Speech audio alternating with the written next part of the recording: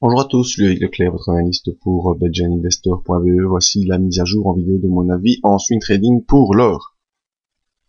Eh bien l'or, pour ceux qui sont inscrits au briefing, je vous rappelle, il est ici en haut de page, vous cliquez, vous avez le briefing quotidien tous les matins. Donc pour ceux qui sont inscrits au briefing, ils ont été agréablement prévenus, et en tout cas ils ont été prévenus dans le briefing de mardi matin de cette figure ici en triangle, et je vous avais signalé que il y avait une telle concentration actuellement, une telle accumulation sur le cours que la sortie par le haut ou par le bas de ce triangle entraînerait un mouvement rapide. Eh bien, la sortie s'est faite mardi matin. Donc mardi, je vous envoie dans le briefing la figure suite à la clôture de lundi, et je vous dis que si on en sort, ça va être un mouvement rapide. Eh bien, mardi, on en est sorti par le bas, et vous voyez le mouvement rapide qui s'en est dégagé. J'avais dit que si on avait une sortie par le bas, on irait rapidement rejoindre la zone des 3336. En effet, on l'a rejoint jeudi, on l'a complètement enfoncé avec 3 sorties baissières en dehors des bandes de Bollinger, et la petite bougie de vendredi ne change rien à la situation.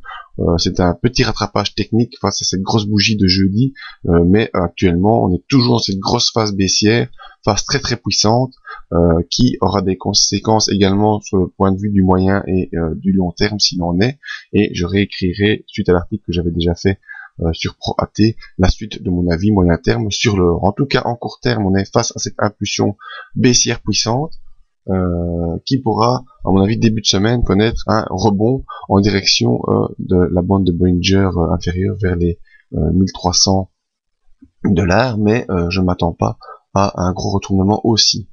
Voyons les indicateurs, et les indicateurs également, j'avais dessiné cette ligne de support sur le RSI qui a été également enfoncée, donc c'est la bonne preuve que vous pouvez également travailler sur vos indicateurs en plaçant des lignes de support résistance, technique très simple qui vous donne de bonnes indications.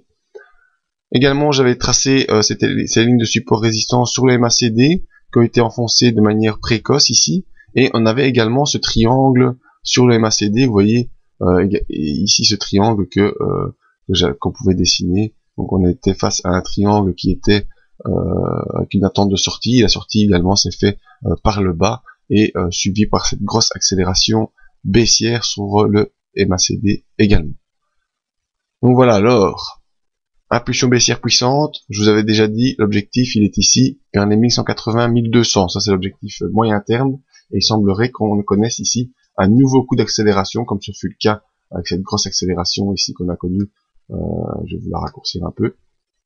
Voilà, début avril, pouf, grosse accélération, on latéralise pendant un petit moment, et puis ici, bam, on repart dans une nouvelle grosse accélération. Tout ça se joue sous la M20 et sous la M50, dans ce grand range baissier en turquoise, et je vous écrirai un petit article ce week-end sur ProAT, sur Univers Bourse maintenant, pardon, c'est par habitude que je dis ProAT, mais c'est Univers Bourse, et pour vous donner les nouveaux objectifs moyen terme, voilà mon avis sur l'or. Vous pouvez me rejoindre sur le site pour voir les autres avis. Si vous voulez des analyses particulières sur un actif, n'oubliez pas de venir me la demander et profiter des codes promotion pour l'anniversaire, avoir des réductions sur toutes vos commandes. Merci à tous, à bientôt sur belgianinvestor.be.